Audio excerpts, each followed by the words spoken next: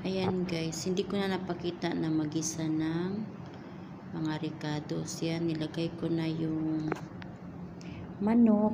Tapos, pakuluin lang siya. Hayaan lang na parang lalabas yung sariling katas ng manok. Tapos, bali-baligtarin lang siya para maluto. Ayan. Ano yan siya guys? Chicken matchbox. Paborito ng mga amo ko. Nilagyan ko siya ng unang ginisa ko niyan is yung bay leaves. Tapos tawag dito yung dried lemon. Tapos yung buo na buo na tawag dito sa Arabic, hindi ko alam. Sorry po.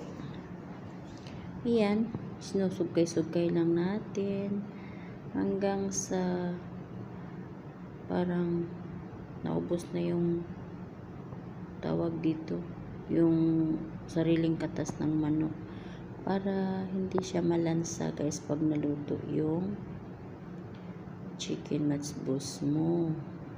Kaya kailangan maubos yung tubig. Ayan na. Oil na lang siya, diba? Tingnan natin at maya-maya ilalagyan na natin siya ng mga sahog, yung mga baharat. Ayan, nagano na ako guys, binabab ko na yung lahat ng baharat na kakailanganin. Ayan, nilagyan natin siya ng tomato paste. Tapos sugkay-sugkayin. May tomato paste na siya. Kunti lang guys yung tomato paste na nilagay ko, 3 kutsara lang nilagay kong tomato paste dyan. Ayan na, sugkayin siya para mag-spread out yung tomato paste niya. Paiba-iba kasi guys yung pamaraan sa pagluluto. Sa akin, ganyan ako magluto ng chicken matchbox. Ayan, nag-prepare tayo ng bowl. Lagyan natin ng garlic powder. Tapos, pagkatapos ng garlic powder, lagyan ng turmeric. Konti lang yung turmeric nilagay natin para hindi siya masyadong yellow. Tapos, coriander powder. Tapos, cumin powder. Mixed baharat para yan siya. Mixed spices. Tapos, yung kamon. Ayan na. Tapos, may ginger powder. Naglagay ko ng ginger powder. Tapos, ilagay natin dyan sa ating manok. Nilagyan natin siya ng giniling na tawag dito tomato. Nag-blend ako ng 3 pirasong tomato. Ayan. Diba? Masarap na siya. Pakuluin lang yan siya ng mga 5 minutes. Pakuluin niya siya, pero kailangan mo siyang i-mix para mapantay yung tomato, yung na-blend na tomato. Ayan. Bali-baliktarin lang, hindi masyadong sugkayin para hindi maano yung manok natin. Dinalatan ko pala yung manok guys. Hindi ko sinali yung manok kasi para maganda siyang tingnan.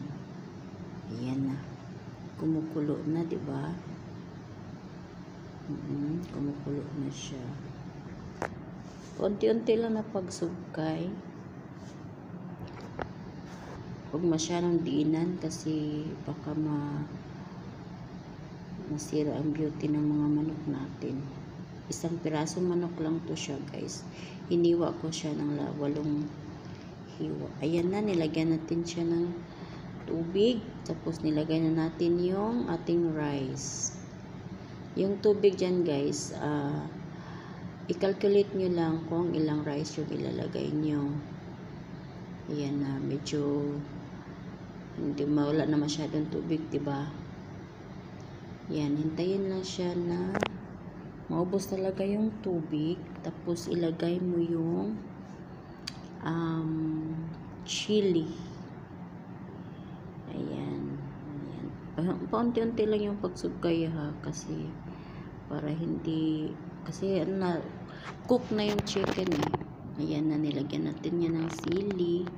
Tapos takpan siya ng aluminum and cook guys for 8 minutes na malakas yung fire at saka 2 minutes na mahina.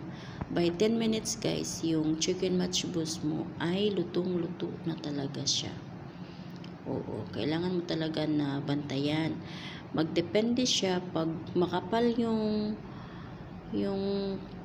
nilulutuan mo, pwede lang siya na 8 minutes. Ayan na, luto na yung natin, yung chicken matchbox natin. Finished product na, yummy na siya. Ayan. Thank you so much guys for watching. Hanggang sa uulitin. God bless po sa ating lahat.